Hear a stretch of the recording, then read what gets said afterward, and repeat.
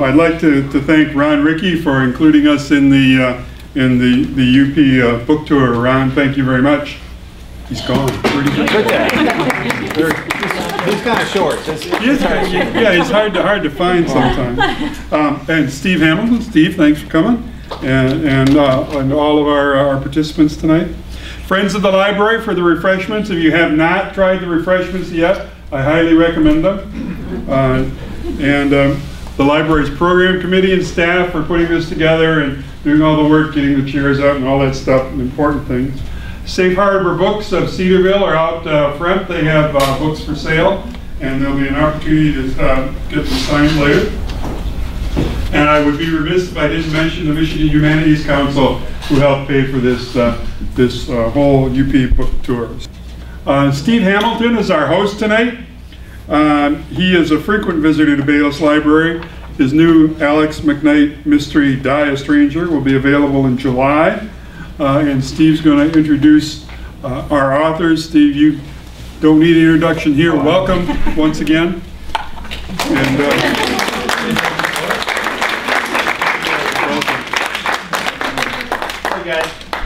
I'm going to bring them onto the field one at a time, like we're at the All-Star game. Can you hear me all right? Okay. Oh, God. We have a poet with us. We have to all behave a little bit. All right, what's today? Friday. What are you doing to do? Okay, good. All right, who's going to come up first? Who's going to sit next to me? How about Nancy Barr? Have a seat here. I learned today she was a graduate of Lake Superior State and Michigan Tech, both. And she was a journalist, and she teaches technical communication at Michigan Tech now. And she likes hiking and photography. And she has 3 novels out from Arbutus Press. And we're glad to have her here on the UP book tour. And we did an event today in Pickford. You all know where Pickford is, right? Yes. All right. And then next we have, let's bring up Eileen Pollack next. This is like the All-Star game. Her most recent book is called Breaking and Entering. Well, this is the copy with no picture. Hold up book with the cover. It just came out this year in January, right? Yeah. She's an acclaimed short story writer. She had lots of short stories, including a novella called The Brisk, which was chosen as one of the best American short stories of 2007. You know those volumes that come out, those official best of volumes. They have one for essays and sports writing, and the short story is one of those volumes that I always just eat up because they have the best short stories of the year. And I can't imagine a higher honor than to be picked in all sorts of stuff. And she had a short story that was chosen for that, and it was edited by Stephen King. And I found out today she actually has a jacket quote from Stephen King. She's the only author on this whole tour, I'm sure, that has a jacket quote from Stephen King. And right now she's a member of the MFA program at the finest university in the world, the University of Michigan.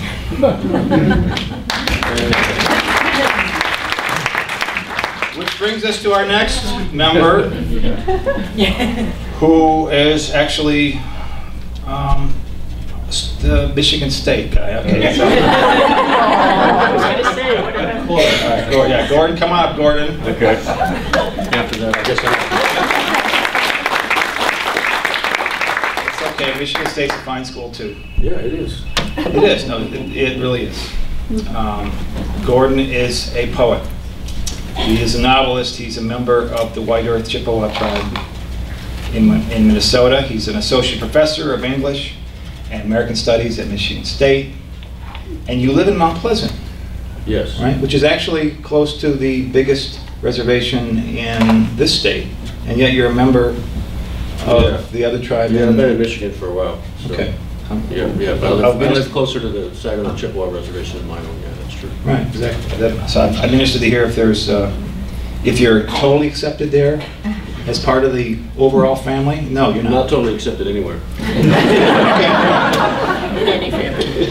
His first novel, The Light People, won an American Book Award in 1995. That is a big deal. And his poetry and fiction have been in many collections. It's a list too long to read. He's also co-authored a textbook on the Ojibwe. And there's this other thing in your bio that we'll get to if we have to about the dance that you're carrying on, which sounds like something very, very important and very interesting. We have Ron Ricci in the back, who was the guy who put this whole thing together. So we have to thank him for this, for getting all these people together. I was here last year doing one of these events. And I was here with, was it 5 poets, I think? Keith Taylor and a whole bunch of... Just Winder Molina, Jazz, and I can do these events in my sleep and I often have, but it's always with other crime writers, because we all know each other and we can do this all day long. But I'd never done an event with poets before, and I was like totally outnumbered. There were 5 poets. So there was a gaggle of poets, or a school, or a pod, or whatever you call a bunch of poets together. And I was really kind of apprehensive because I didn't know how the event would go. I really didn't. And it turned into maybe, if I had to pick the best event I've ever done, I think it was that event. It just turned out to be, everybody was so great. All the poets were great. They were funny, and they read a poem, and everybody was getting into it. And you guys who were here, who was here last year? Was that like a really cool event? We just got into this whole discussion about Michigan and the UP and what it meant to be here, and how you find poetry in places like this. And it was totally unexpected for me to have such a great experience here. So thanks for that. And thanks if you were at the play last night, by the way. Thank you very much for that. That was cool. Okay. All right. So we have a poet here. Poets are fantastic readers of their own poetry, and so I hope you don't mind, Gordon. Can you start us off by reading one of your poems? Because sure. I've been hearing all week from Ron about it. Yeah, I think I know which one, Ron. Okay. It's a matter of finding it. There's a microphone to your right if you want to grab that one. It's up to you. Yeah, I don't think I need You might not need it. Yeah, so you just want me to read one? Sounds good. I'm going to stand, if you don't mind. And can everyone hear me okay? Yes. Very clear. Good. Well, I just want to say before I start, it's a great pleasure to be here and an honor to be with these writers and with Steve, and thank the library for the energy and work you put into bringing us all together for this, and especially Ron for this great tour that's going on. Well, this comes from the book called The Failure of Certain Charms, my most recent published book of poetry, and it's kind of not really just poetry, though it's got some prose passages in it as well. So, but as I traveled around the U.S. and overseas in Europe, people are always carrying on this discussion about what is American Indian literature, and they want to know, what are its characteristics, who writes it, can anybody write American Indian literature, do you have to be American Indian, those kind of questions. So I wrote a poem of sorts in response to that, and it's called Simple 4-Part Instructions for Making Indian Lit. Beijing for the money. Take something Indian and take something non-Indian and make the Indian indigenous or native or skin. Make the non-Indian, non-indigenous, non-native or non-skin or white. 2 for the Junior. Make the Indian non-Indian and the non-Indian Indian or the white Indian. 3. Make a character out of paper.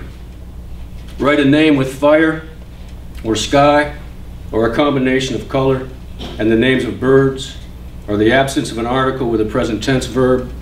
From a limited number of infinitives, you may include prepositions except, forego, between, beyond, under, over, into, across, beside, beneath. Avoid abstractions, slang, economic terms, hip phrases or contemporary situations or signs.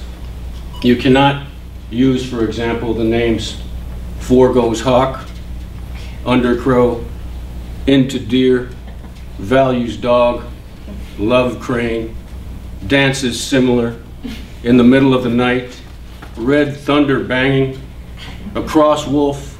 You can't use "eating horse," "bling eagle," "has in trust," "many shoes." Don't use "sundew," "chicklet," "donut shop," "yard sale man."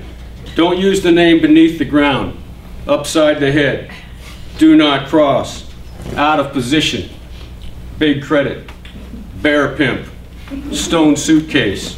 Don't use the name "ice cream turtle," "calls the taxi," "waits for the bus," "bums a smoke," "speaks the Bible," "running mascara," "Saint Muskrat," "graffiti clouds." Don't use "air flute," "telescope woman," my favorite, "medicine cheese," "karma bull," "Mrs. Layups." Don't use "nice one," "red exit," "off limits," or even "working man." So maybe take a break. Offer prayers to the polytheistic Indo-European spirits of syntax. Inscribe a smoke or ceremony. Add laughter to fighting, tears to anything sounding like history. Reinscribe Indian, non-Indian, white, repeat, smoke, smudge, rinse, repeat. Imperialism, conquest, imperialism, disease, medicine, conquest, alcohol, imperialism, guns, bow, conquest, imperialism. Make language of crossing tongues as simple as powwows for profit and dying Chevys, as complex as Aristotle remains ethical and Indian remains remain cataloged in museums. Use newspapers, magazines, museum brochures, Scatawgan, flint and match, roll characters, names, words onto paper, paper into rolls, rub with bear grease and lard, our last night's ground beef. This will not work with olive or sunflower oil. Say 4 Hail Marys, a couple of ahos or a kawikin. Ignite all of the above. 4. After all of this becomes lit, be careful about who you read to. They may be hearing Indian in everything non-Indian, as what remains from fire is not spirit.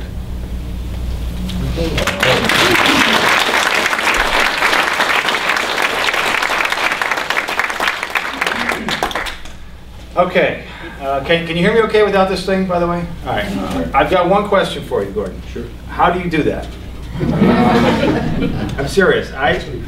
Poetry has always been a miracle to me, seriously. And I don't know how you write a poem any more than I know how you'd write a symphony. And I don't know how you'd even begin. Yeah, I guess for me, it comes with this sort of initial spark of an idea, and then you just kind of let it go where it's going to take you. And sometimes it's in response to a certain thing, like a question you want to answer. But in the actual structuring of it, it takes a few passes at least through to figure out where you want to put things. But the main thing is you got to be playful in a poem like that. You have to be willing to play with language. You have to be willing to embrace what you might want to criticize about history or about perceptions of certain things, and at the same time try to create a rhythmic structure throughout it that is going to carry the words forward. And that's usually what happens to me. Once I get into a certain flow of words and rhythm, then the poem sort of takes off on its own. See, that's the part that's the miracle to me, is that I understand the message, but you're making music with the words at the same time. You're really doing both, and that's the thing that is such a special talent that I just can't even conceive of doing that. Yeah, I mean, that's basically why I started writing poetry. I was more interested in music in the beginning. I started filling in lyrics to the songs that I already knew, and then putting my own words to Bob Dylan songs or whatever, and then I started writing poetry that was not rhyming or anything, and so created rhythm in a different way. And you know, there are technical parts of the work that you have to understand as you go on. I mean, there's different technical things that you can do as a writer, as a poet, to create sound effects throughout poems and so forth. But we don't want to go in. We don't want to go into those mysterious secrets of poets. Can we break the spell a little bit? No, just I would like you to teach me how to do that, though. Sure. All right, so after we're done, you're going to show me how to do Go to Michigan State. That's what you said. I knew there was a catch. We have a saying. Thank you for that. Kill the Wolverine, save the person. Yeah, that's it. Okay, I'm the one who started it. I get it. All right, now, Eileen, your latest book is called Breaking and Entering. And I was looking at this book today. It actually has a theme that sort of means a lot to me, because I think if I had to, reading the description of your book, it sounds like it's a lot about somebody moving somewhere and being kind of an outsider. And of course, whenever I come up here, you know, in events in the past, I've always spent the first 10 minutes sort of apologizing or sucking up or whatever, and always admitting that I'm really a troll by heart. I was born in Detroit. But it's okay, because my character is too. Alex McKnight, has anybody read any of the Alex McKnight books? Oh, yes. He's from Detroit, just like I am. And he was a cop there, and he wanted to be a baseball player, and that didn't work out. He became a cop, and that ended badly, and he ended up sort of taking off from his own life and going somewhere, and he ended up in Paradise, Michigan, which of course, as you know, is a real place. And he ended up staying there because there was something about the place that just sort of felt right to him at that time in his life. But all these stories that I've written, and this is number 11 that's coming out, he's still, at the end of the day, a little bit of an outsider up here. Just like I am a little bit, you know, because everybody's been so gracious and generous and sort of adopting me as an honorary Youper. But which I really appreciate. I can't tell you how much I appreciate that. But in Alex's case, I still keep that feeling of that he wasn't born here, he wasn't raised here, he's not a real Youper, because you have to be born here to be a Youper, right? Oh, yeah. You have to be born and raised. You have to live here year-round, or else you lose your Youper card. Right? All right. So. That's the thing. That's the first thing that struck me when I was starting to look at Eileen's latest book here. Is that she writes about it's a mother-daughter, right? And a husband. And a husband. And a Okay. complete Sorry. intact family. And they moved to Michigan from California. Yeah. So when I moved to Michigan, I moved to Ann Arbor in 1994, and it was just before the Oklahoma City bombing. Once all that came out about Timothy McVeigh and the Michigan militia, I sort of wondered, where am I? What's going on? And I was doing some writer in the school gigs around Western Michigan, Northern Michigan, and I just was really struck by not only how different I was from some of the people I was meeting and people in Ann Arbor, but how different Michiganders were so different from each other. The one thing that made the state so unusual, and I was saying this was before people were talking about red states and blue states and purple states, so I thought, this is really unusual that you have people who see the world in completely opposite ways, and yet they live in the same state, the same city, the same town, sometimes they're next door neighbors. So I just became interested in not who was right, who was wrong, but how people are so different could live together, and was there going to be all this mutual suspicion and kind of paranoia, or could people somehow come together in this town? And that's basically what the book is about. So the family, the husband is Jewish, so their last name is Shapiro. The wife was not raised much of anything, but everybody assumes she's Jewish. She sort of feels an outsider because everybody in the town is pretty much is very Christian. But they've come to live in, I made up a town, it's sort of in West Central, it's a little bit of Jackson, a little bit of Tacoma. I took liberties, and some of this is based on stuff that happened to people I know. Anyway, what it is, in Northern California, the husband is a therapist, and one of his patients commits suicide, and he feels responsible for it. And then, I hate to say this in this area, but his wife takes him on a camping trip to make him feel better, and he's so distracted, he sets fire to a national forest. And you can imagine how bad you would feel if you were the cause of such a catastrophe. So they have to get out. So they move to this little town in Michigan to start over, and it's a very pretty town. People are very nice to them, but then Oklahoma City happens, and all this comes out about the militia, and they get scared of their neighbors, and their neighbors are very suspicious of them. And so the book really, it takes, it's alternating points of view, the wife, the husband, the next door neighbor who's in the militia, some other people, the daughter. I'm just really interested in how men see women, women see men, people from the left see people from the right, and back and forth. Do you want to read a little bit from the book? I mean, some people like doing that. Twist my arm. Some people can do that. By the time it gets to me, I'm not going to read anything out loud. Don't worry. I'm not going to. I admit it, I'm a ham. Some people are good at it. So. Okay, so yeah, Good. didn't take much to get me to do this. All right. So the wife's name is Louise. She's a school social worker, and she hasn't been able to get a job because basically most of the schools are pretty conservative, and they're afraid what she's going to say if she's counseling a girl who's pregnant or somebody who comes in who's gay. So she's finally, it's been 6 months, and she's finally gotten her first interview because the school's lost all the counselor, the social worker, everybody had to quit. And so on this dreary day in March, this is 1994 by the way, she is driven to Potawatomi, where she turns in the high school lot and parks in a spot marked visitors, hoping that the next time she comes here, she might park in the lot for staff. Bowing to the wheel, she offers the sort of prayer a person offers before an interview for a job that might save her life. She locks the van, then stands in the misty chill, looking up at the building she hopes to work in. Potawatomi High School, Southwest Michigan football champions, 1990 to 91. It reminds her of the school she attended in upstate New York, a Gothic WPA brick and mortar fortress, which, unlike her parents' house, seemed remarkably solid, not to mention that it was supervised by adults who, unlike her parents, had her best interests at heart. She pushes open the metal doors with their grid of wire diamonds embedded in the glass, and immediately she feels at home.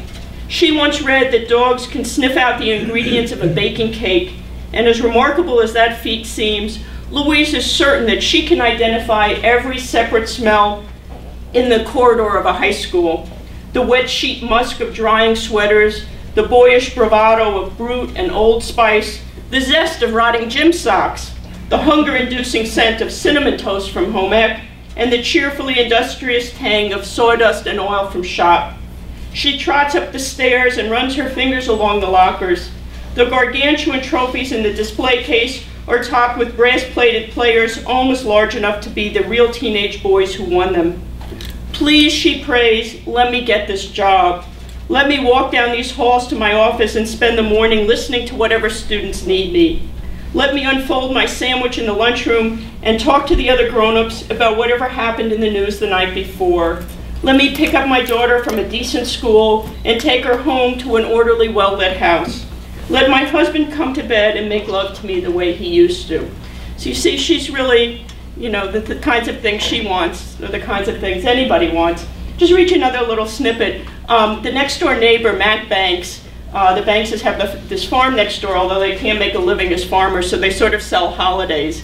Turkeys at Thanksgiving and pumpkins at Halloween, that sort of thing. And they've come over, Matt's come over to invite the family to two events. Their Easter egg extravaganza, and more closer to the date, the Tax Blast, which is an event that happens on April 15th. Okay, Matt says, the real reason I came over here was to invite the little girl to the egg hunt, and you two to the Tax Blast. Tax Blast? Richard echoes. Matt mimes lifting a rifle. It's a little get-together to show the government how we feel about paying taxes. We hold it every year on or about April 15th. Louise feels a jolt of panic. I don't think we can come, she says. We're always behind with our taxes. A statement that isn't true. Richard never fails to mail in their forms on time. Oh, Tax Blast has nothing to do with getting your taxes done, Matt says. We meet at the Sportsman's Club, tap a few kegs, fire up the grill, eat some weenies and potato salad. Then we take tack a bunch of 1040s to the trees and use them for target practice. Louise tells herself it's no more unsettling to think of their neighbors here in Michigan refusing to pay their taxes to support a government they deem too leftist than their friends back in California sending blank forms to protest their government's expenditures on right-wing dictatorships. But their friends in San Francisco don't tack their tax forms to trees and shoot them. That's all we need, she thinks, to bring Molly to a party where people get baked and fire guns. We're not really comfortable around firearms, she tells Matt, hating how self-righteous she sounds. Up go two heavily knuckled fists. That's because you haven't been around them enough, he says. But that's not true. Everyone Louise knew growing up owned a gun. What scared her was the havoc guns could cause in the hands of the chaotic people all allowed to use them. Her classmates' parents had gotten drunk and beaten up their kids with frightening regularity. A boy in her class, despondent over his inability to control his father's brutality to his mother, stole one of the neighbor's rifles, shot his father, and then shot himself. Then there were the weekend warriors from Manhattan. Stockbrokers from New York drove up to the Adirondacks, chugged a few beers, then went out and shot anything that moved. I bet you guys can identify. No one got upset when they hit each other, but at least once a year they hit someone's dog or child. One time Louise and her best friend Imelda had been sitting in Louise's backyard comparing notes about a boy they liked when a bullet buried itself in a branch an inch above Imelda's head. The hunter begged them not to tell, and to Louise's enduring regret they hadn't. Children could be so protective of adults it made her weep. I can understand the way you feel, Mrs. S., Matt said, but when the trouble hits the fan and everyone from Chicago and Detroit comes swarming out here looking for food, you're going to want to hold on to what's yours. She glances at Richard. In the old days, he would have told Matt that if someone dropped an atomic bomb on Chicago or Detroit, he and Louise would gladly have shared what food they had. Thanks for the invitation, her husband says. I just might take you up on it. Good, Matt says. Party's next Saturday. Bring a covered dish to pass. If you don't know how to shoot, we'll loan you a gun and teach you. We figure when the trouble comes, the more people on our side, the better chance we have.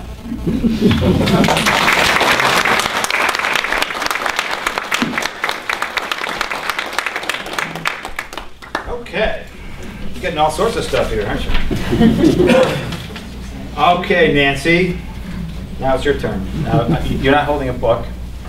I am not holding. And maybe you don't like reading out loud. We talked about this earlier. I generally don't like reading from my novels because I feel like with a mystery, I almost feel like I'm going to give something away. There's like not a single page where I can give you something interesting without having it be too much of a clue. Right. So I hate to do that. That's a good idea. Let's read the last chapter of the next day.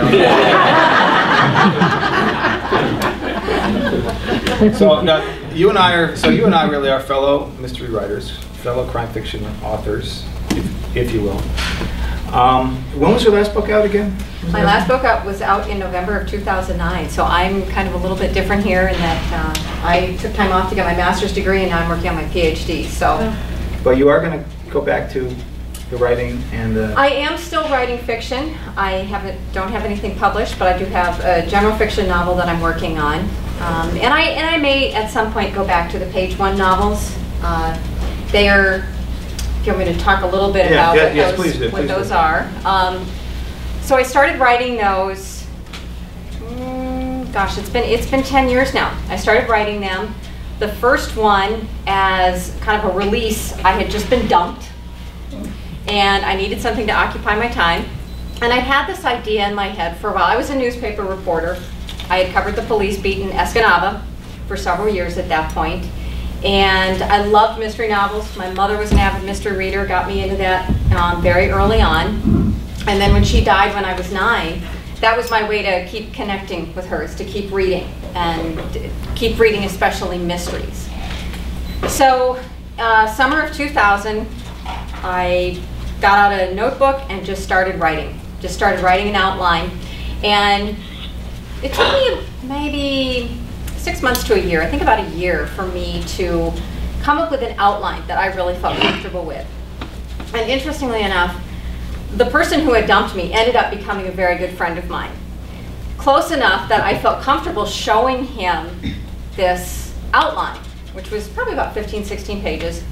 And because he was a police officer, and I wanted him to see, I wanted to know from his point of view, was this, you know, realistic? Am I totally messing this up?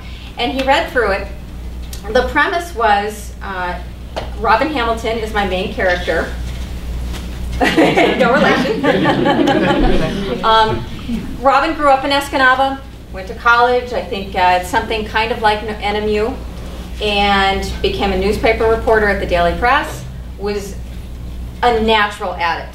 Started winning state awards, decided she wanted to go out and experience the big bad world. Went to Chicago, worked at the Chicago Tribune for about 6 years, starting off as a researcher and then working up to being a full-scale reporter. Met a police officer from a neighboring, or from a suburban community outside Chicago, and fell in love, got engaged, and then he gets killed in the line of duty. So as you guys write about outsiders, I'm writing about going home and the grieving process. So she goes home to Escanaba to try to get her head back together, decide what she's going to do with the rest of her life, because she had been planning on getting married, having babies, and having the traditional life, and all that gets ripped apart. So she comes back to Escanaba. So when my ex gets to the point where I'm talking about the death of the fiance, he looks at me and he says, "You killed me." And I guess in a way he was right. Mm-hmm. Grief is a recurring theme in the books. It's, as throughout the 3 books, she works through her own grief. It turns out that her mother died when she was 10. And I wrote it like that because, for a number of reasons. I wanted to explore the relationship she had with her father, because you don't see that very often. At least at that point, you hadn't seen that very much in fiction. And because I didn't have a mother through my teenage years and adult years, I didn't know what that felt like. And I've always been a believer in writing what you know, especially since these books are written in the first person. They're written from Robin's point of view. So also, I explore the grief in the first book, the grief of losing control of your children. One mother has a child who is under suspicion for the crime in question, and she feels like there's nothing she can do. She's just in a panic about, because her son has started to go down a path that she doesn't like. The second book, there's some grief issues of parents who have had children who have gone missing. And the third book is really about Robin coming to terms with the next stage of her life and kind of getting back into the scene of things, because she's only in her early 30s and she makes a decision she realized she has to make a decision. Am I going to stay here in Escanaba and lead my little life, or am I going to get back out there? Because she is someone who is obviously very talented, and she has to figure out what exactly it is she has to give to the world. But I was really interested when I put these books together. I talked earlier, Steve and I were talking about, I wanted to avoid stereotypes about the UP. So there's none of the accents, the very little about hunting, blaze orange, none of that. That doesn't appear. That doesn't appear in my books. These are real, fully rounded characters that, in some ways, are modeled on people I knew at the time, and in other cases, they're amalgamations of people. I do set them in real places, though. If you read the books, you will recognize, landmarks in Escanaba, Manistee. The second book takes place in Copper Harbor and Calumet. The third book is a lot more of Alger County, and she actually goes back to Chicago and even down to Miami. We're exploring the drug trade and how it's impacting the UP. So, yeah. Okay. Well, you answered the most important question already that I was going to follow up with, is that Sue Grafton wrote A is for Alibi to kill off her ex. That is a true story. And as soon as you started down that road, I was waiting for that to happen. And I'm glad that it did, because that would have been very unsatisfying to hear. That, I mean, it's bad enough to be friends with a guy, but but at least He wasn't a bad person. well, yeah, maybe. But at least you got to kill him in the book. Whether you were consciously, I mean, maybe you weren't even consciously going there. Like I don't think I was, but I think part of you was. And that's why, by the way, crime writers are the most coolest, laid-back people in the world, because we get to do that. We get to kill anybody. Right? we do have very overactive imaginations. My current fiance, the one I've been with now for 10 years, is used to it now. I mean, I've been on hikes in the Porcupine Mountains, and the first time I saw a bear pole, if any of you know what a bear pole is, where you take your backpack and throw it up there so that the bears don't get to it. I remember walking by that and saying, what a great place to hang a body. So, you know, those are, I don't see myself as a particularly morbid person, but that's just what happens with me. Well, you don't even have to be a crime writer to do that. I write sort of more literary fiction, and I was going out with a guy, and he read all my stuff, and he said, do you notice that in everything you write, a man gets maimed? And I thought about it, and he was right. So, yeah. I try not to do that. Okay. I like that. You haven't been engaged for 10 years, have you? No. Okay. No. Well, sometimes. I think like, if you're engaged for more than 3 or 4 years, you gotta start. Right. I'm glad it's all going well. Okay, so my turn. I'll be brief because I feel a little guilty. I'm jumping the gun a little bit here. I came up here to see this cool play that happened last night, and I was going to fly right back home. But then it's like, no, it's like the book comes out next week. Where better to be the day the book comes out than right here in the UP? So I'm just going to stick around. But that means I'm here with the only copy of the book right in my hand, and it's called Die a Stranger, and it doesn't drop until Tuesday. But I'll be here Tuesday, so I hope you can come see me down in Cedarville at noon, or up north at 3 right here in Sault Ste. Marie, or at Book World at 5. And I'll be there, and I would, if you show up, I would love to see you. And I hope you like this book. This is a little bit different. This is, you know, I kind of always say that, but this is after writing 7 McKnight books in a row. I took a break, and I wrote a couple standalones, and the second one of those was called The Lock Artist, and that was a really hard book, really different kind of book. It was a young character. It was a 17-year-old guy who was had this thing that had happened to him, and he doesn't talk. That's the thing that the first really big different thing that you notice about him as you get into the first chapter is that you'll notice that he just doesn't talk. He doesn't say a word out loud. And for the entire book, he doesn't talk. He doesn't speak for the whole book.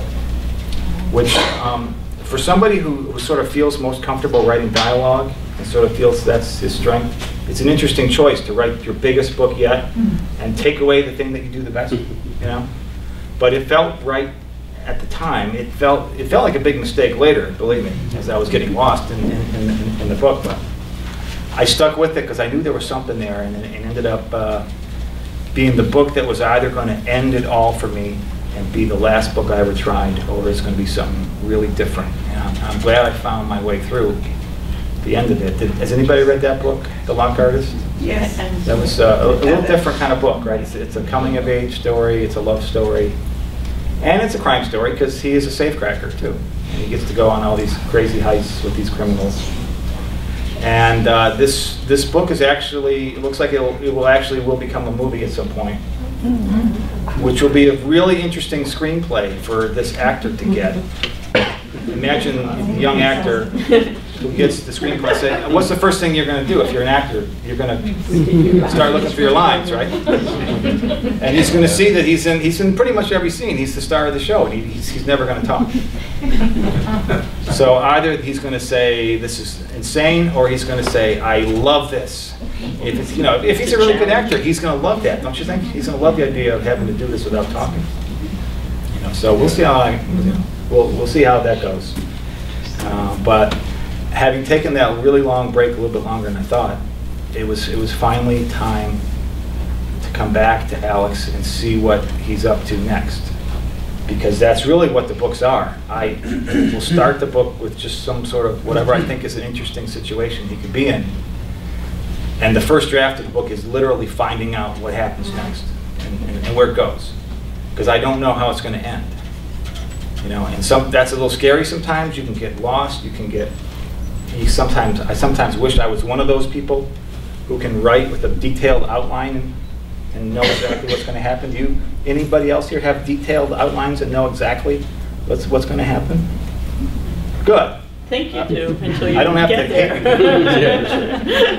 But I mean, maybe I just can't do it that way. Maybe it would be a mistake to try, because maybe it would sort of start to show through that it was all kind of too well put together instead of crazy and surprising, as I hope that it is. But so, you know, finally the last book came out with Alex coming back. That was Misery Bay last year. And I was right here last year with that book. And now I'm back here almost a little bit early, but the next book will be Die a Stranger. And if you remember, last year was really about him coming back and get together with his old buddy, Roy Maven, the chief of police, who he's always had an interesting relationship with. And they actually have to sort of work together for once. And there wasn't a lot about Vinny or about Bay Mills or anything like that. So this book is really a lot more about that. This is really more back to Vinny and his family and his life as a part of Bay Mills. And of course, whenever I talk about that here, especially, I always apologize again, and I always remind you, this is Alex's story. Alex is a guy from Detroit, and Vinny's part of that. Vinny's a member of Bay Mills, and Alex is his friend, but Alex is not part of that. And Alex is not, you know, Alex can be close to it and he can talk about it, but at the end of the day, he's an outsider to that. And so he's not telling Vinny's story because he just couldn't do that, and I couldn't do that. But he is Alex's best friend, and they've been through a lot. And this is really a lot about, again, about what Vinny's been through and what he goes through, and this mysterious stranger from his life that comes back and what happens next. And I hope, if you read it, I hope you like it. I've gotten some interesting reactions to the book already. Not that many people have read it. It's because it's not even out yet, but a couple people have really hated the ending. Really, not because some cheap thing. Oh, because you know somebody dies. You know, It was all a dream. It was all a dream. There was no oh my God. Nobody wakes up and realizes it was all a dream. But you know how we were talking about this earlier. A lot of the classic mystery crime story. Everything gets tied up in a bow at the end, right? All the bad guys come to justice. All the good guys are tired but happy and successful, and they exchange some jokes at the end, you know, and life is back to good. You know, a crime story is about something wrong, bad happens, and all this disorder is everywhere, and the hero puts it right, and everything's back to normal at the end. And of course, real life doesn't always work that way. And a lot of modern crime fiction is sort of reflects that. It's a little bit more sophisticated. So sometimes everything isn't tied up in a nice, pretty bow at the end. And that's the part of this story that, well, you'll just have to read it. And just tell me. And I'm ready for a couple people to not really like it. But that's okay. You know, maybe a couple years ago that really would have bothered me. But now maybe I'm at a point now where it's okay. Because I know it had to be that way, right? It's not like I could have changed it, which sounds weird because I am kind of writing, but it couldn't have turned out any other way than it does. So just remember that right before you send that email.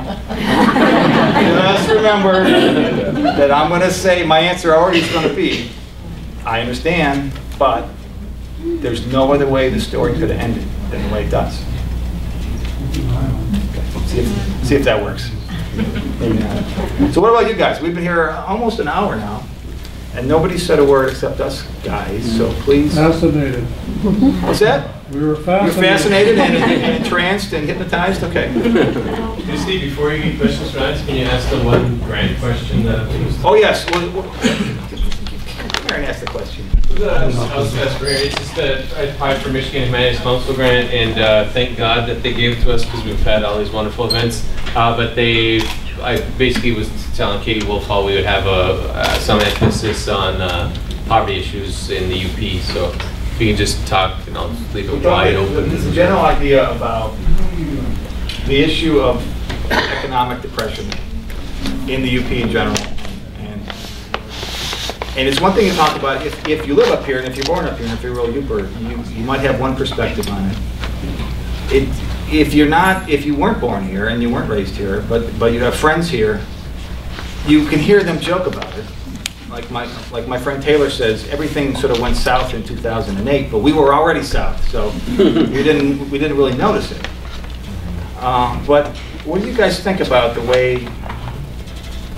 I mean, we were talking about this earlier, how the UP sort of gets forgotten, and how all the money stays downstate, and people up here are just so together.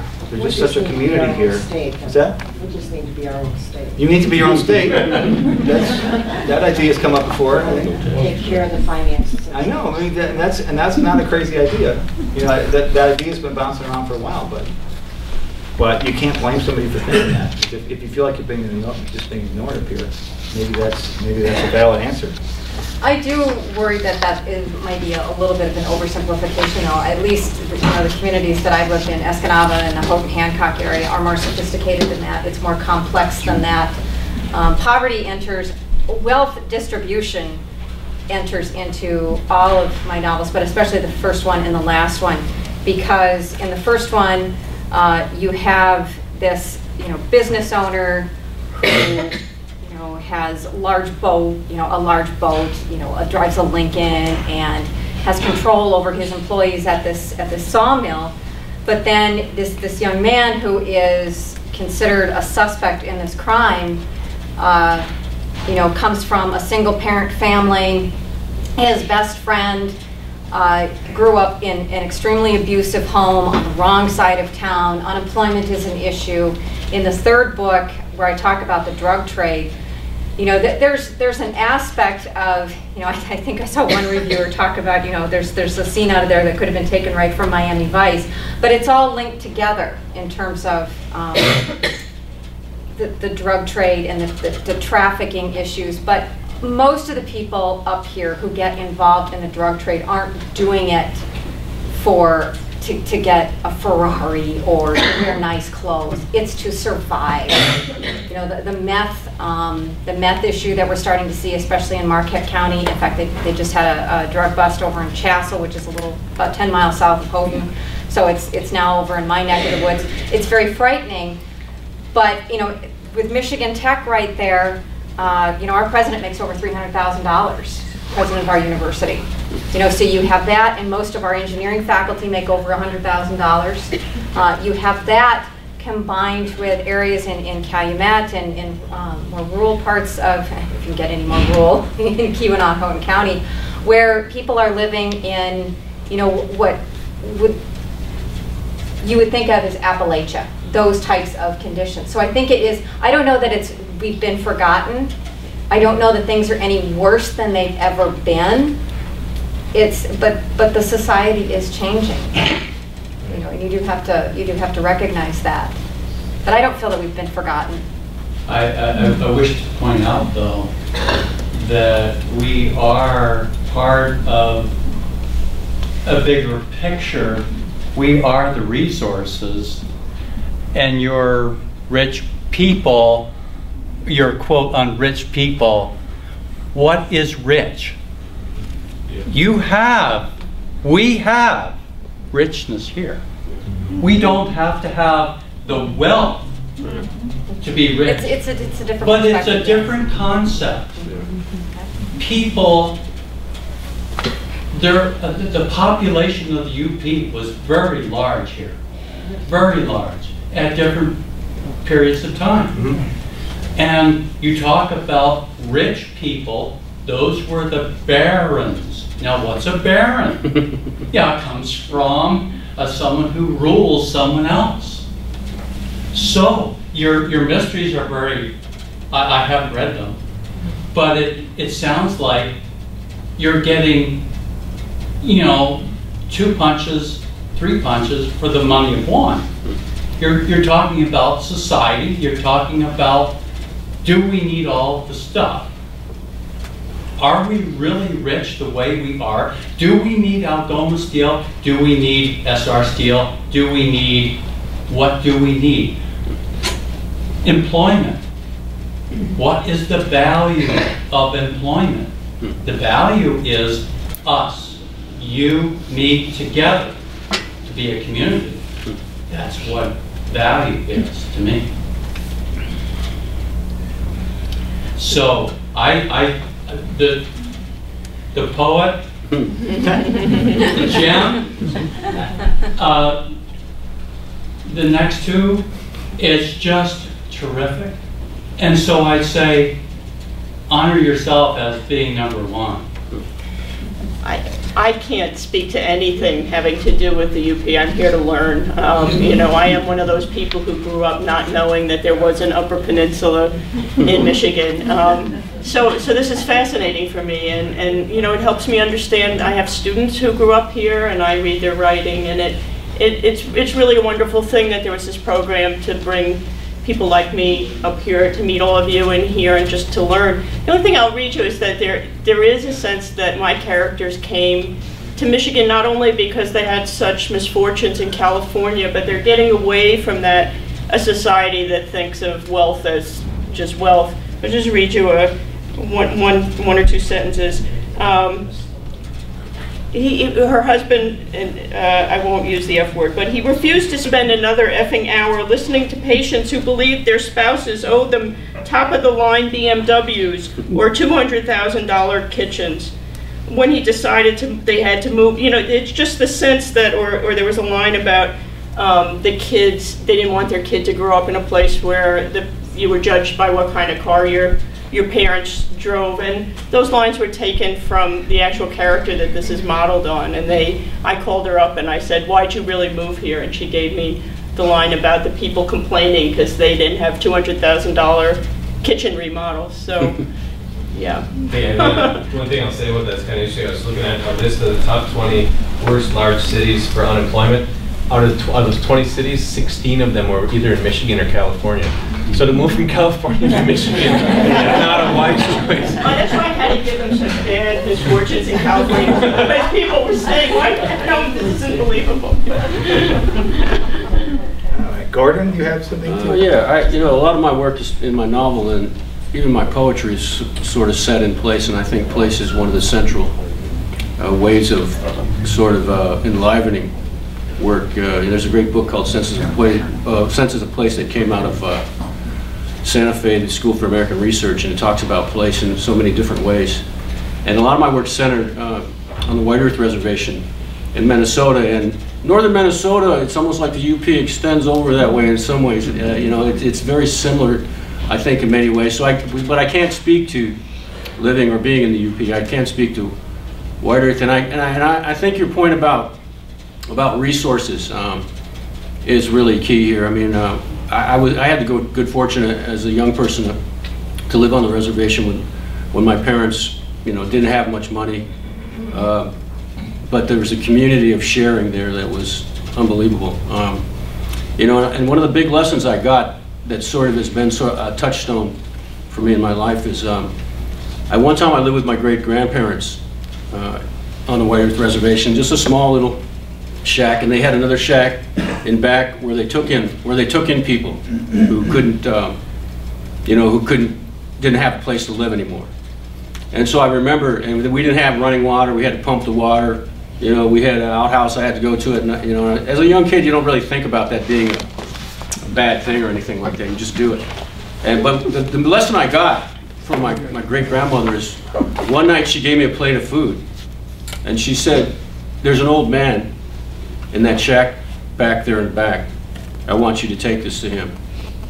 And so I took this food, walked out, it was in winter, and there was this old guy that they were taking care of back there. I didn't really know his name at the time. Just got him this food, put it on the table for him when I walked into the house. There's a wood stove burning, and he just looked at me and he beamed, he smiled. And in a very subtle way, I think they were teaching me about hospitality and what it means to be somebody who's going to have generosity and deliver that kind of, attitude or perspective in the world. It was just a momentary thing, but I'll never forget it. I found out later the guy's name was Oskinaway, which is the name of the central character in my novel, who's the story center around. And I gave him that name because of that as well. I have this perspective from being in northern Minnesota, just for the brief times that I was, when my dad was overseas too, on an aircraft carrier. A lot of times the checks didn't get back home. And I remember times when there was no food in the cupboard. There was literally one slice of bread in there, and there was 6 of us kids, at the time. So, I learned from that. I mean, and in a way it makes you kind of fearless.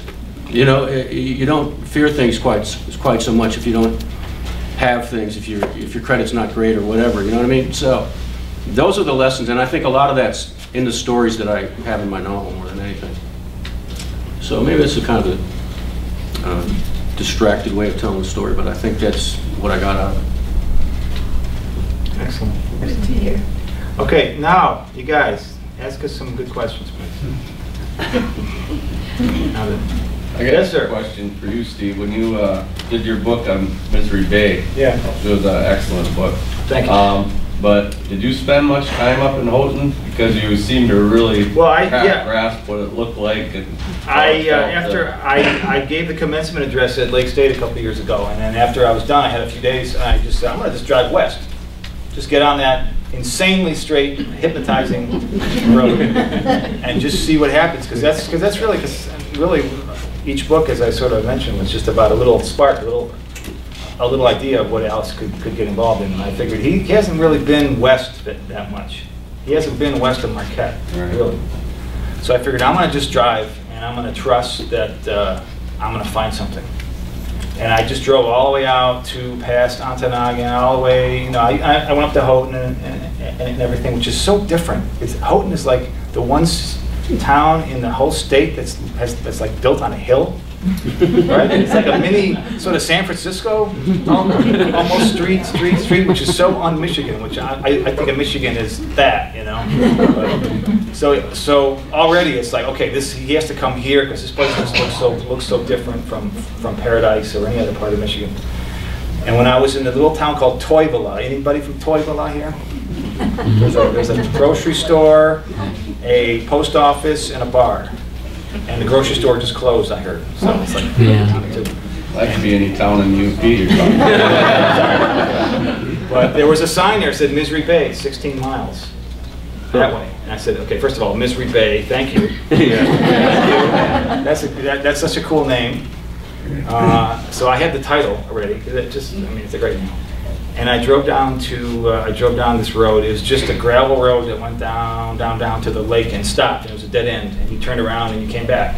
And that was Misery Bay. That was it. It was a dead end.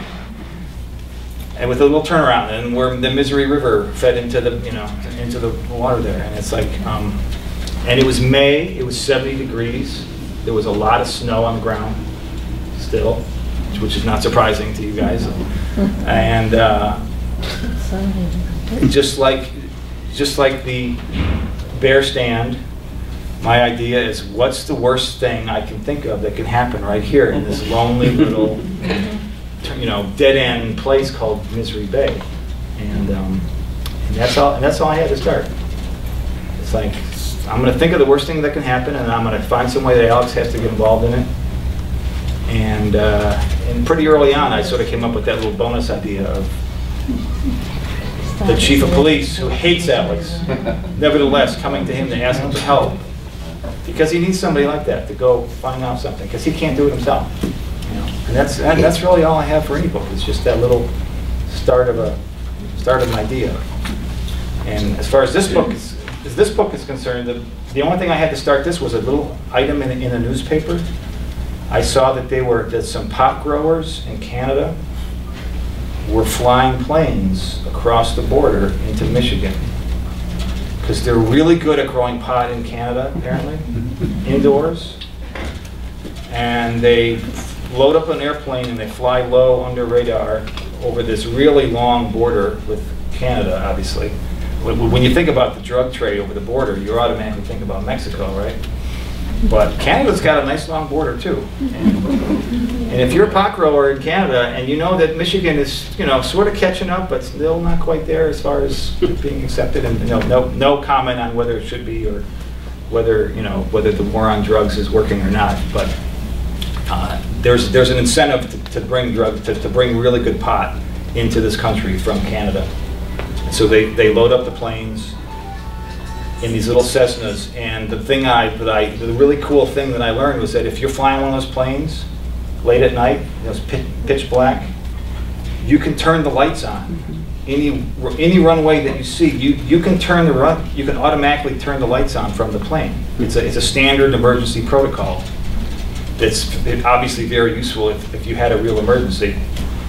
You can key in the right frequency and turn on the lights down there on that runway. But imagine if you're a guy in the plane and wants to drop some pot off, you just pick a little airstrip, fly your little plane there, turn the lights on, you know, for 15 minutes, have a truck there waiting for you, land, unload, back in the air. Nobody's ever going to catch you. They're going to watch every little airstrip 24 hours a day. There's hundreds of these little tiny airports and you know. All it has to have is lights on it, and you're good to go. So I just saw this little article about how they were having no luck at all catching these guys because, you know, there's just no way that you could catch them. And I figured that's all, you know, that's how can Alex get involved in that, or how can somebody that Alex knows get involved in that, or how can somebody's cousin of somebody Alex knows get involved in that, and that's all, and then I'm off to the races. That's really what it takes to get a story going. I forgot your original question, by the way. Did I answer it? Houghton, okay. So that's how I got to Houghton. I drove the Sadie stretch and I stayed awake, and because I knew he hadn't been out there yet. Well, I could tell you've been there. Yeah, oh yeah, because anybody from Houghton or knows Houghton well, goes to school out there. Obviously, there's a Michigan Tech's out there, right? And it really does. It feels like a little different part of the state. The Western UP is kind of different from. Yeah. You're from the Western UP. But see, when you're from the Western UP, the Eastern UP is the difference. Right, exactly. But as far as, you know, just one quick observation on whether the Lower Peninsula has forgotten the Upper Peninsula. Whenever I fly into Detroit and rent a car in Hertz and I get the map, the UP is not on the map. Really, the UP is not on the map of Michigan when you rent a car. How about when you fly into Detroit and you get off the plane and you have to go 1.5 miles to get to the UP airport? It takes half a day to get there. Although, you know the Pure Michigan ads? Yeah. Are any of them, do any of them show sites up here? Yeah, a lot of them do. They do. Oh yeah, they do. They do. They know better. They don't tell you have to go down a one-way gravel trail that comes to a dead end. They don't tell you. And they think Mackinaw's part of it. I guess it is. It's Mackinac. Yeah, technically. It doesn't feel like it, though, does it? If you live there in the winter, you would. Maybe if you live in the winter. Spend 8 winters over there, you feel like. Yeah, there's about 300 people that live there, I think, during the winter. That must be interesting. Who else? Who else has a good question for any of us? Yes, ma'am. Steve, only because I've read all of your books. Thank you. Who did you read, or who inspires you in your writing? Any authors? Well, I mean, I grew up. I'm sure you did too. You grew up loving crime fiction, mysteries. That's what I loved when I was a kid, growing up reading the Hardy Boys and Agatha Christie, and then I discovered the great American hard-boiled detective writers like Raymond Chandler, who wrote the Philip Marlowe books, The Big Sleep and Farewell My Lovely. Those are just those are just works of art, those books. And he really raised the standard for American crime fiction. And he showed you can write just a fantastic book with fantastic language that happens to be a crime story. And there are writers who still do that, like, I mean, I could name all the guys that you know, Lee Child and Michael Connelly and these guys, but there's a guy named Daniel Woodrell. Oh, he's... Is he? Oh, he's such a fantastic guy. He is as good a writer as anybody. I would put him against anybody in the world in any genre, just as a pure worker of a craftsman of the language. He happens to write these Ozark noir crime stories. Some of them are just so twisted. He wrote the book that Winter's Bone came out of. He wrote Winter's Bone, which became a movie, which was nominated for an Oscar a couple of years ago. But Steve's right. So I was in grad school with this guy in a creative writing program, and I read his stuff, and I just thought he's the most talented one of all of us. I read his sentences, and I just couldn't believe how good they were. He got no respect from any of the professors. He didn't get the fellowship. No. Oh man, he's fantastic. Terrific. Really good stuff. And he was sick for a while, but he's better now. Nicest guy. His wife is lovely. Just the coolest. Again, he gets to kill people. Here's the real story. So I was dating Danny Woodrell. Seriously? Okay, yeah. But, really? But Katie, who's now his wife, was my best friend. Are you serious? They had a special dinner where they had to tell me that they had fallen in love with each other. And I have to say, if there's one person in the world that I'm more incompatible with than Dan Woodrell, I have no idea who it would be. He and I are just completely opposite, but I fell in love with his sentences. This guy wrote such beautiful sentences. So they tell me that they're hopelessly in love with each other, and I'm like, yeah, like totally. They were so good for each other. So I just said, I hope I bless you. And they're great. And they live out in the Ozarks, and she publishes too. She is too. But if you're looking for some really great books, just go to the W's. Besides these guys. Is that true? Seriously, all that you said is true. She is not. He's going to be reading in Ann Arbor. I invited him. He's reading because now he had cancer, but he's all better now. So yes, he is. He's doing better. But you are now the coolest person in the world.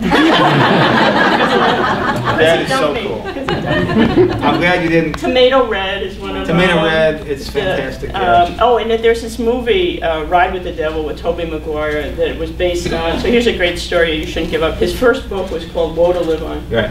It was about the Civil War in the Kansas-Nebraska border wars. It's really bloody.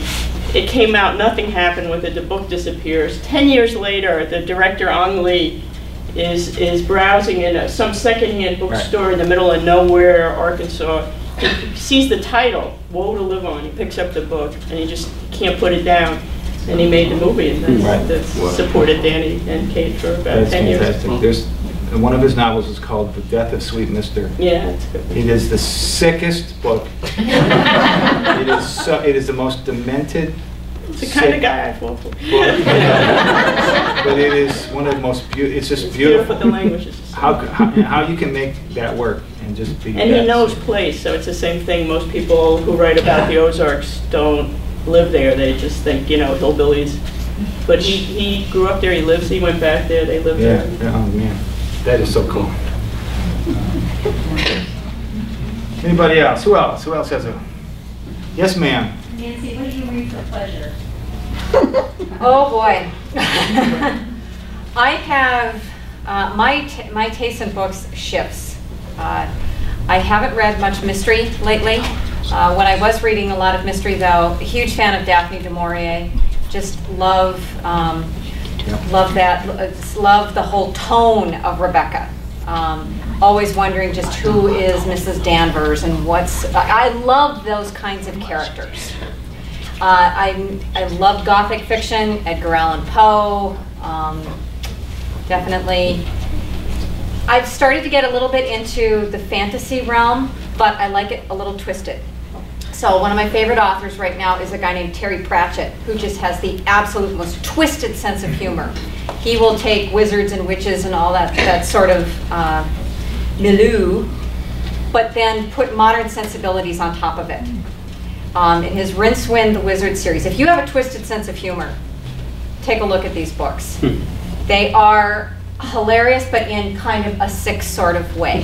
You can recognize modern political themes in there, modern political conflicts, I just love that. But since I am, you know, working on my, just started a PhD program at this point, as in addition to working full-time at Michigan Tech, I also now read more philosophers, so I'm, you know, reading things like Heidegger and Marx and all those things, and you know, starting to play with some of those ideas as well. And I think because of that, my fiction writing is starting to get deeper, even more concise, because I'm learning how to really pack a sentence. Because my first novel was published when I was 34 years old, so I was, you know, fairly young.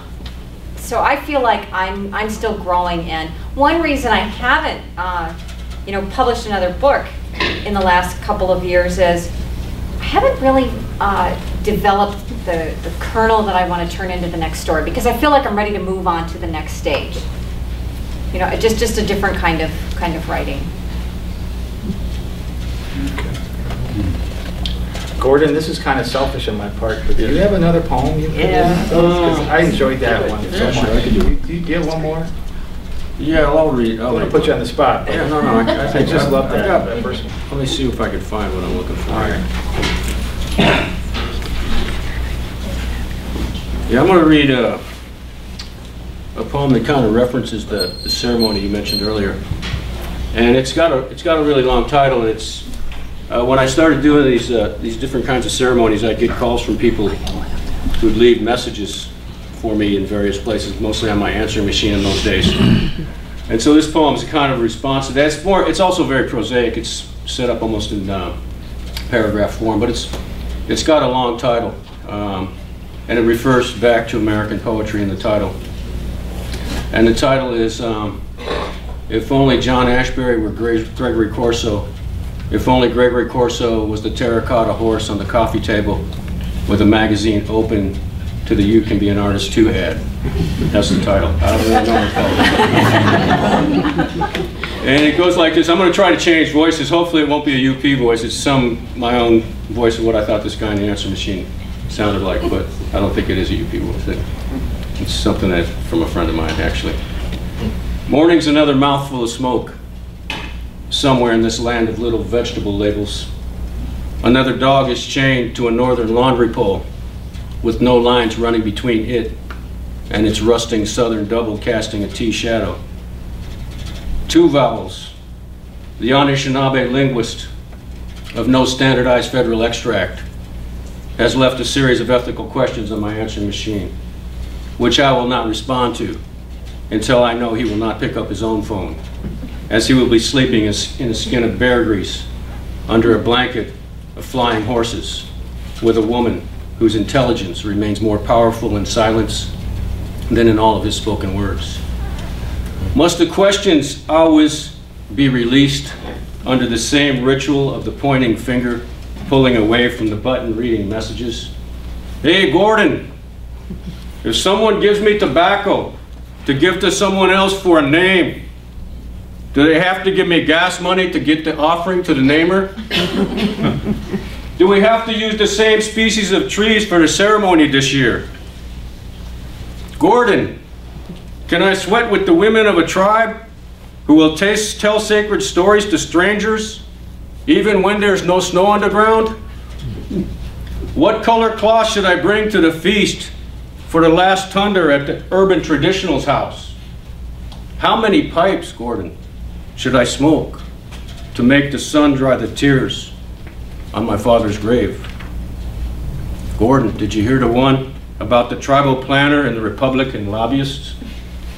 Is it okay to harvest strawberries in view of the cemetery? After I burn wood, what's the proper prayer for remembering the wood as I smell the smoke on my jacket in the frozen food section of the Red Owl store? Gordon, I hit a turkey on the freeway. Should I eat it or offer it to the soup kitchen people? Did you ever find that gambling medicine your aunt used the night she won on the dolphin slot machines? Do I have to smudge my Corolla after every oil change, or do I have to have an oil change if I smudge my Corolla every 3,000 miles? What kind of Indian would Jesus be if Jesus was Indian, Gordon? Is that gambling medicine green And do the little clusters of buds stick to your hands when you go to harvest it? Can my wife wear my grandmother's golden cross to the next ghost supper? What time should I come for the singing? Can I bring my cousin who just got back from Afghanistan? After a while, all machines are like answering machines. They fill up, and there's no room for anything human inside. So I pass the housed image of my glass, transparent ghost self with the wind antics of the exterior branches reflected there. I go where I always go after one machine is full. I get a cup of coffee and empty another. Then I pick up the phone and touch the numbers, the letters, the signs, all points of transmission.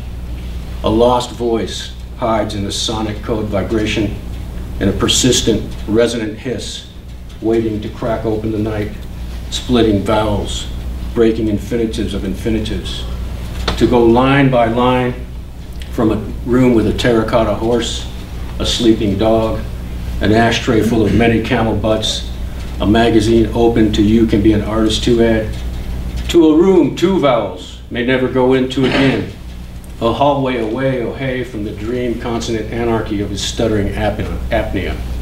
After all, to hear what I have said instead of what I am saying, he will not be in the same sunstruck morning space of more questions for his rapidly filling answering machine.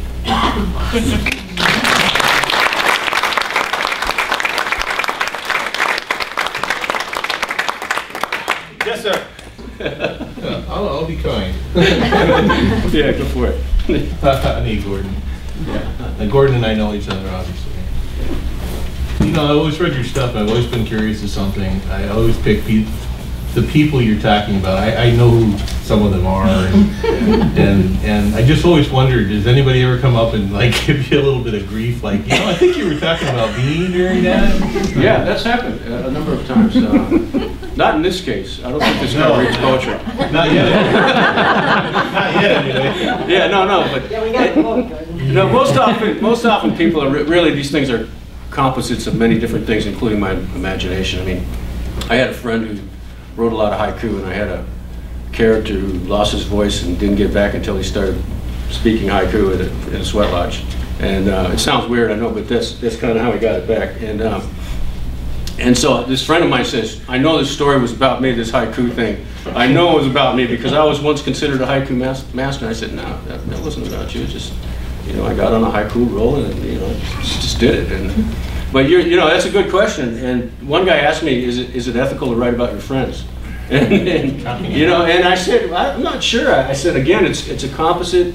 Those aren't real questions that people ask me. They're similar to the kinds of questions that people would ask, but and I kind of went a little bit beyond what they might have asked, you know, to make it, you know, hopefully more humorous, and also to make a point about things that are real, you know, things you think about. Like, you know, I remember when my father was buried in the cemetery in Pine Point, and I saw these beautiful strawberries not far away, you know, and I said, geez, you know, would it be right for me to harvest these here? And some people would say, yeah, it's absolutely. But for me, you know, I wonder if there's some kind of taboo or something about seeing that kind of thing. And, you know, so it's just, you know, nobody's approached me or attacked me yet, so I'm safe for a while. Don't tell them. Don't tell them. I know who you're thinking. Hey, Ron, should I do that thing for? Is she here? She's here. I want to introduce somebody very special, very cool. Yes, I'm looking at you. Helen Choanthos is a filmmaker who's been following us around for the last few days. Actually sort of taping us and filming us and making a documentary about this whole crazy book tour that Ron put together. Oh, cool. And I just wanted to introduce her here. Helen's right back there. And we actually signed a couple books for you.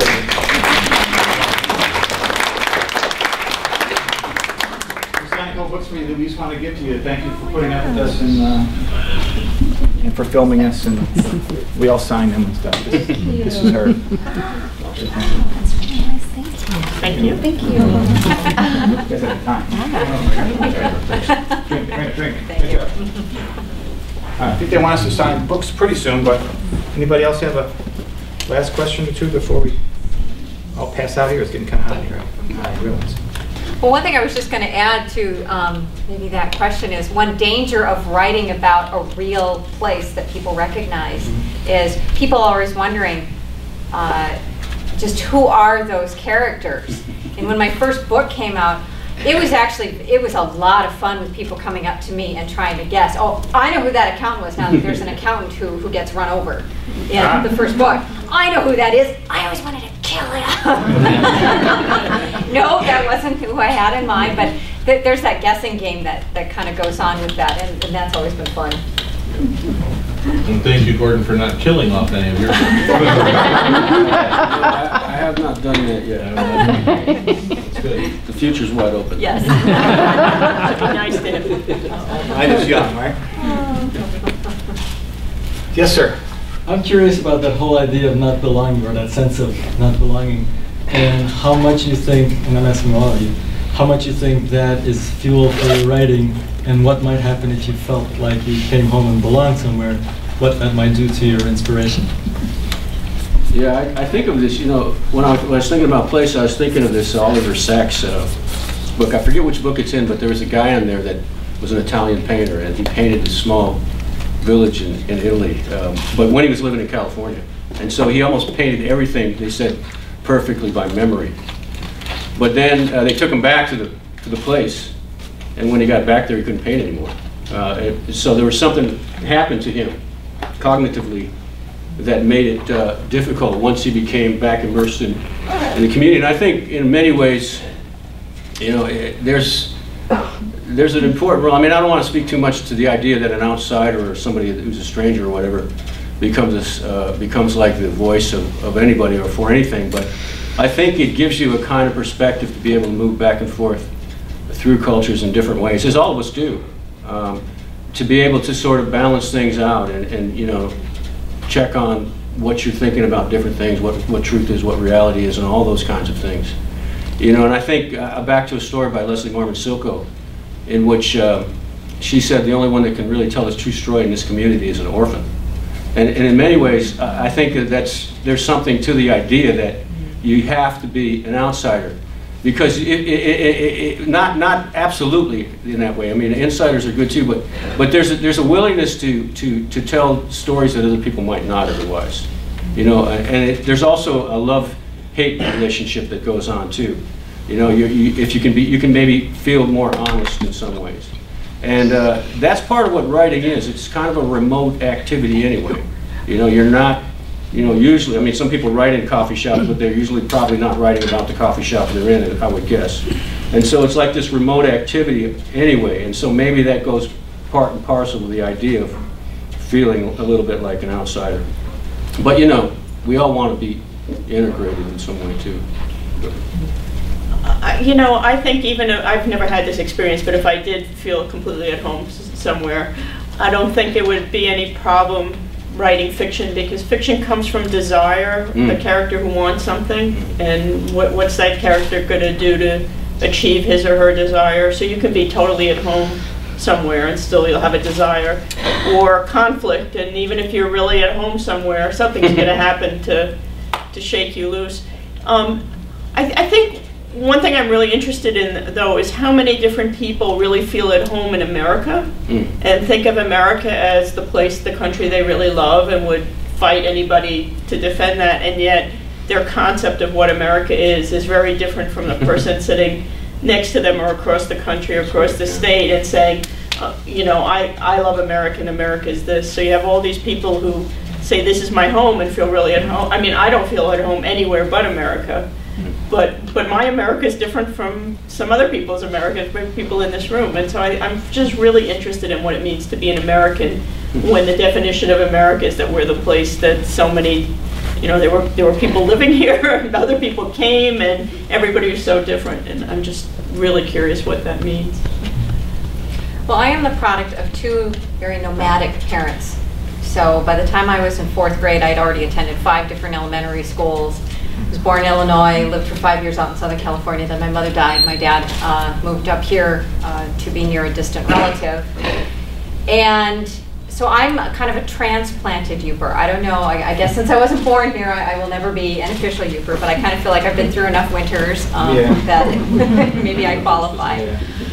But I don't know that I have had the opportunity to leave the UP a couple of times and just given it some real thought, but I absolutely love it here. This really is my home. But at the same time, there are some ways that I don't fit in. Good.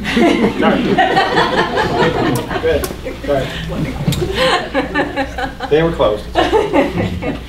Which I think maybe is one reason why I do like the academic environment at Michigan Tech, because there are a lot of internationals there. We have a large Chinese and Indian population.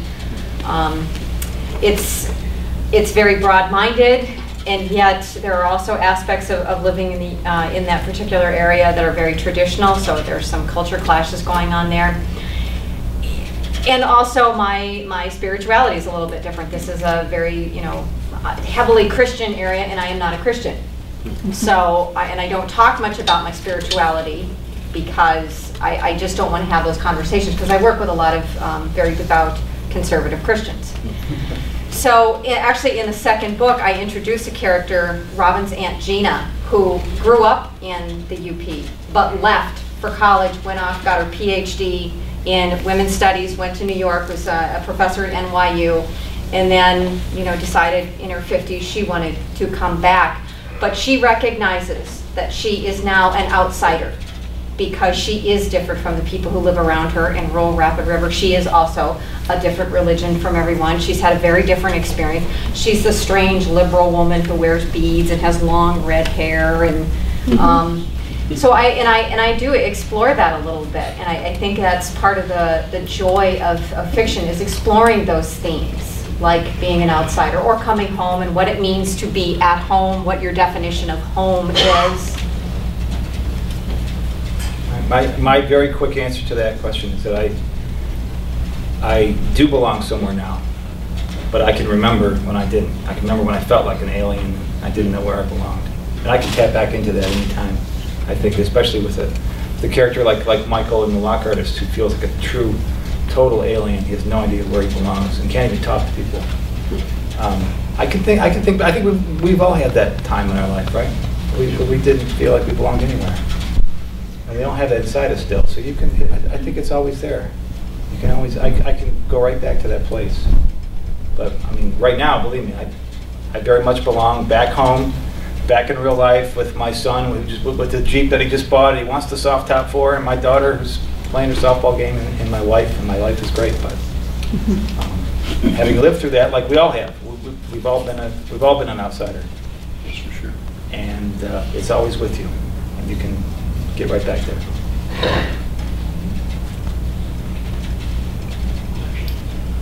Well, I just want to thank everybody for coming out. Such a nice night. One of the few, you don't have that many great, nice, beautiful days. That's part of what makes this place these days so special here. I want to thank you for spending a big part of the evening here, spending it with us. I'm sure I speak for all of us. We don't take this for granted in any way. It's still amazing to me that you come out just to see us and talk to us, and I really appreciate it. And thank you so much.